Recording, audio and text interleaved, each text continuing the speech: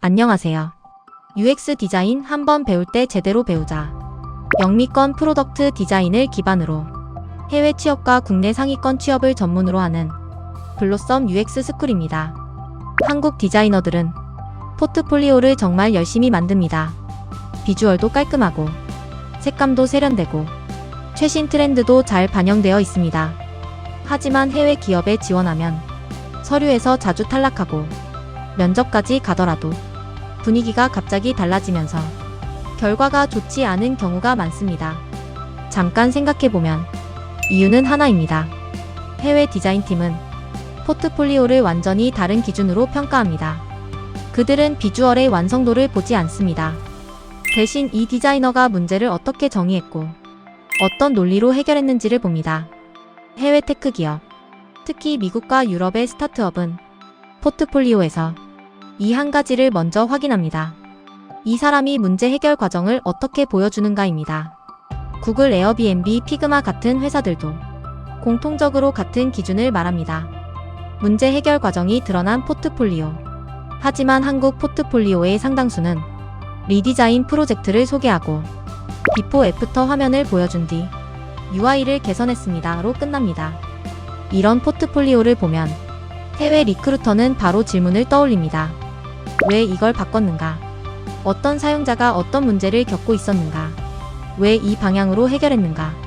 이 질문에 답이 없다면 그 포트폴리오는 단순히 비주얼이 좋은 결과물로만 보입니다.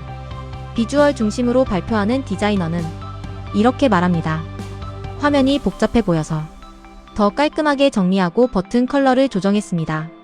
겉보기에는 자연스럽지만 해외 인터뷰어는 이렇게 받아들입니다. 그냥 보기 좋게 바꾼 거구나. 반면 문제 해결 중심으로 발표하는 디자이너는 다르게 말합니다. 사용자 5명을 인터뷰한 결과 결제 단계에서 이탈하는 이유는 총 금액 확인이 늦기 때문이었습니다. 사용자들은 결제 버튼을 누르기 전에 위로 스크롤해서 금액을 다시 확인했습니다. 그래서 금액 요약을 상단에 고정했고 결과적으로 결제 완료율이 11% 상승했습니다. 두 결과 화면은 비슷할 수도 있습니다. 하지만 접근 방식은 완전히 다릅니다. 첫 번째는 감각, 두 번째는 논리와 검증입니다. 해외팀은 두 번째 디자이너를 선택합니다. 그 이유는 단순합니다. 협업 과정에서 논리적으로 설득할 수 있기 때문입니다. 그렇다면 해외 기준에서 통하는 포트폴리오는 어떻게 구성해야 할까요? 하나의 케이스 스터디 안에는 4가지 흐름이 있어야 합니다. 첫째, 문제 정의입니다. 문제는 감이 아니라 데이터에서 시작해야 합니다. 어떤 구간에서 이탈률이 높았는지, 어떤 화면에서 오류가 많이 발생했는지, 어떤 단계에서 사용자가 멈추는지, 이처럼 실제 지표를 통해 문제를 발견해야 합니다. 데이터가 없다면 사용자 인터뷰나 관찰을 통해 패턴을 정리해야 합니다. 중요한 것은 문제를 감이 아니라 근거로 정의하는 것입니다. 둘째, 탐색 과정입니다.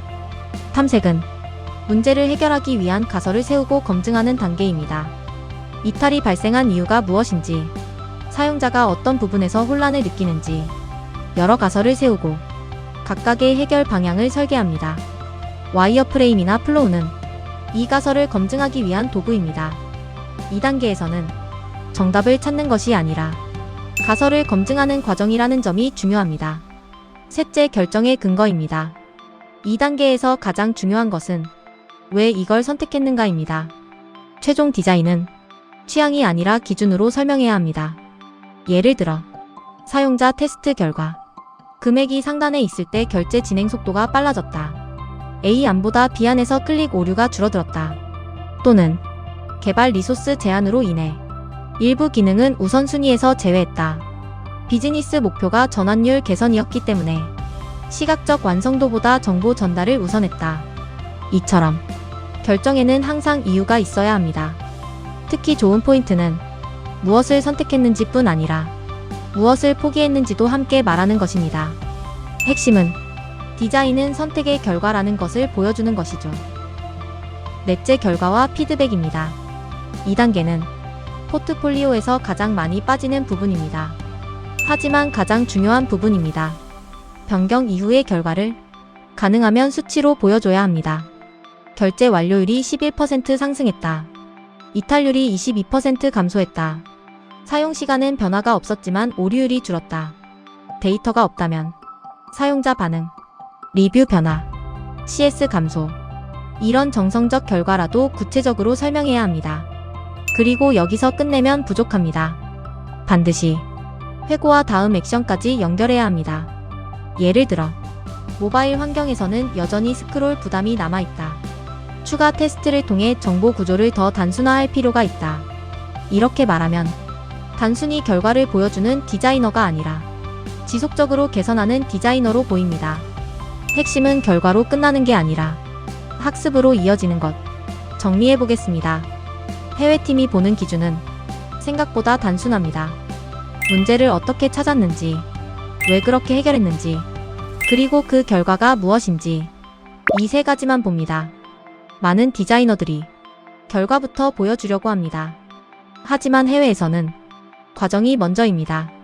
그래서 기준은 명확합니다.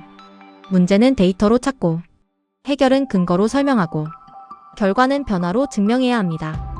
이 흐름이 보이면 포트폴리오는 단순한 결과물이 아니라 이 사람이 문제를 해결할 수 있는 디자이너라는 증거가 됩니다. 지금 포트폴리오를 다시 보세요. 결과만 있고 과정이 빠져 있다면 지금부터 설명을 다시 설계해야 합니다. 그게 바로 국내 포트폴리오와 해외 포트폴리오의 가장 큰 차이입니다. 또 한 번 앞서 나가는 블로썸 UX 스쿨 AI 시대 여러분의 성공적인 커리어를 응원합니다. 더 자세한 내용이 궁금하시다면 하단의 블로썸 UX 스쿨 상담 신청 버튼을 클릭해주세요. 지금까지 해외 취업 국내 상위권 취업 전문 블로썸 UX 스쿨이었습니다. 감사합니다.